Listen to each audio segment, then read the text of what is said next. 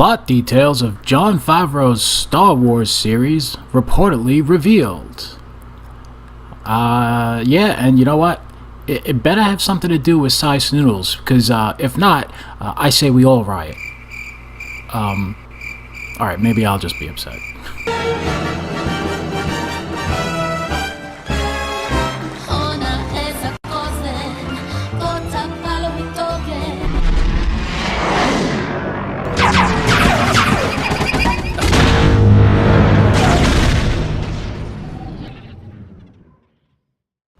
How's it going, everybody? This is Phil. So we got a little bit more news that's kind of starting to leak out as far as the Star Wars live-action show, written by Jon Favreau for the Disney streaming service, rumored to be called Disney Direct. And we're going to see more and more of these items start to come out as the production starts to gear up and they actually get ready to start shooting this live action show. So this article here is coming to us from comicbook.com, and the author is J.K. Schmidt. And I took the liberty of stopping this video down here on this classic scene from Jabba's Palace. Classic series for the win. Classic trilogy. Always and forever. That's what sells the merchandise. That's what gets the asses in the seat. And that's why J.J. Abrams is going back and dumping as much of this stuff as he possibly can into episode 9. Or is it episode 8.5 and 9? Or episode 9 and 10? Or episode 9A and 9B? Only time will tell as far as that's concerned. But anyway, let's get back to the matter at hand. And this article goes on to say, the new Star Wars live-action series from Jon Favreau has been shrouded in secrecy ever since it was first announced for Disney's new streaming service. But we might have learned some intriguing details. It's some, not tome. It doesn't sound like Disney is sparing any expenses for their new major Star Wars show, and it's a reportedly $100 million for 10 episodes, so averaged out to a very easy $10 million per episode. But you never know. There have been some reports, I've seen some articles stating that the price per episode could actually be a little bit higher, and you don't know how they allocate the money for each episode. They could actually go, and if it's $100 million, spend a little bit more on the opening episode to get that big spectacle in there to hook everybody, and then spread everything out amongst the next, say, 8 episodes, and then on the final episode put a little bit more of the budget into that one as well. Or this could be just a nice round number, and Disney can go dig a little bit deeper in their pockets than everyone's expecting them to. Only time will tell. And the proof will be in the pudding when we see what they actually present us with when these episodes finally show up on that streaming service. So anyway, as far as that is, expense for the major Star Wars show, and now we've learned it might take place during an intriguing era in the Skywalker saga. According to a new report from Making Star Wars, the series will be set between Star Wars Return of the Jedi and Star Wars The Force Awakens. So we all kind of knew that was going to be the case. She's looking all right. More importantly, it might be picking up on some major events from Star Wars The Clone Wars and Star Wars Rebels, as it's said to focus on the planet of Mandalore. And you know what? That's for Jon Favreau to go in and explore Mandalorian culture and the planet of Mandalore. It kind of makes sense. So when he was in the Clone Wars, he did play a character in season 2, introduced in season 2 of the Clone Wars, by the name of Pre Vizsla, and he was basically a Mandalorian separatist. He was a governor of one of the moons of Mandalore, and an ally to the Duchess Satine, and he ended up double crossing, and he had some other motivations as far as that story is concerned. Really good stuff. If you haven't seen the Clone Wars, go back and watch it. I've just completed season 1 of going back to watch these, and I'm heading into season 2 and looking forward to the Mandalorian storyline that takes place, going back and seeing all of that unfold. So really good stuff. The report from Making Star Wars states the series could be taking place 3 years after the destruction of the second Death Star and the death of the Emperor in Return of the Jedi. Now, I had heard 6 years prior, post Return of the Jedi. Now they got 3 years, which is, a lot closer. So maybe there's a possibility of some of the legacy characters finding their way into this series, even more so, with it being so close to Return of the Jedi. Time will tell. I mean, maybe we can see Boba Fett if they allow him to actually survive the Sarlacc pit moving forward. The series would be about Mandalore falling into a state of turmoil, with many parties working to restore the planet to its rightful place, with those effects reverberating across the galaxy. The last time we see the planet took place in Star Wars Rebels, when Sabine Wren helped her family win a civil war and restore order to the planet by securing the dark saber. But the conflicts from the Clone Wars still had not ended. And that dark saber is badass. Pre-Vizsla, Jon Favreau's character, actually wields that in Season 2. Really cool looking weapon. This would be an impressive setting for the series, offering old and new fans a chance to get caught up in the corner of a Star Wars galaxy that has not been deeply explored. They could reference events from the animated series and the Old Republic canon, while filling in gaps fans are dying to learn about from between the original and sequel trilogies. It seems to be a place that allows itself the ability to kind of dabble in a lot of the other franchise trilogies and shows that have come before it. With something like this, where it's essentially a side story that, as long as it doesn't go too crazy off the rails, they're kind of free to tell whatever story that they want. There's just a few rules and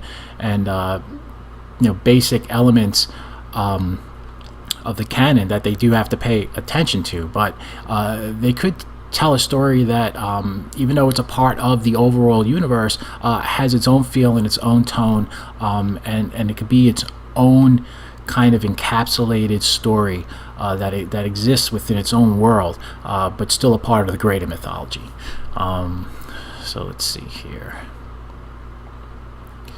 The series will have an impressive budget, according to a new report from the New York Times, which suggests the series could cost $100 million to produce for the first 10 episodes. We already covered that. It could cost even more. Lucasfilm President Kathleen Kennedy said she's excited for the series in the announcement. Who cares what she has to say?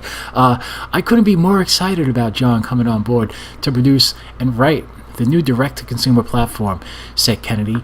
Jon brings the perfect mix of producing and writing talent combined with a fluency in the Star Wars universe. She's actually not wrong in what she said here. This is all correct. For once, she actually says something of merit. This series will allow Jon the chance to work with a diverse group of writers. Well, we all know these writers are out the door for the most part, and directors, and give Lucasfilm the opportunity to build a robust talent base. We'll be rebuilding. Change that to rebuild. This has to be an old quote. I believe this is actually from when Jon was first brought on board and announced as the writer of this series. I don't believe Kathleen Kennedy has been asked for a quote on anything at this point. She's all but left the company and been shown the door. It's just a matter of time, and September is right around the corner. Favreau added, "If you told me at 11 years old that I would begin to tell stories in the Star Wars universe, I would have believed you. I can't wait to embark upon this exciting adventure." There's no word yet on when the series is scheduled to premiere, but it is rumored to begin production in October. So that's pretty much it, and these are one of the things moving forward with Star Wars that I feel good about. Again, I know I've said it before. If you're snake bitten as a Star Wars fan, that's okay. You've earned that right. And as far as Disney, Lucasfilm is concerned, they've earned that from the fans. They've earned us not being excited for projects moving forward, because they've shown in the last few years that they don't seem to know how to handle these things properly. But this is a project moving forward that once, Episode 9 is going to go forward and close out that series, that sequel trilogy, whatever it is, whether it's 1 or 2 episodes, to close it out. Moving forward, the Favreau show, the Clone Wars show, all of these other projects that are pretty much not going to directly involve Kathleen Kennedy anymore, and possibly the Lucasfilm Story Group as presently constituted. These are all projects that show a glimmer of hope that things can be restored back to a point within the franchise where a high level of quality was expected, and it's essentially what we got. Now, you say what you will about the prequels. I'm not a big fan of Phantom Menace. I'm even less of a fan of the Clone Wars, Attack of the Clones, I'm sorry. I'm a big fan of the Clone Wars series. I think that's Star Wars done exceptionally well, and I did like Revenge of the Sith very much.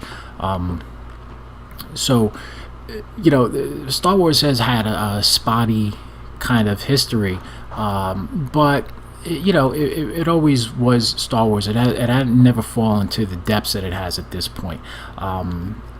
I think we are possibly getting ready to see an upswing, and we're clearing the last hurdle. In December of 2019, if it's one movie, we might have to make it through one more just to kind of clear all of this and get it behind us, and then we're on our way moving forward, and hopefully there will be a team put into place that actually really cares, and they are talented and they have credentials, they other than just a great big Star Wars fan, that they get hired into this story group, and their gender or their color of skin, they're qualified based on the merit of their talents, their skill, their ability, and what they have produced in the past, and also being a fan that cares deeply about this franchise.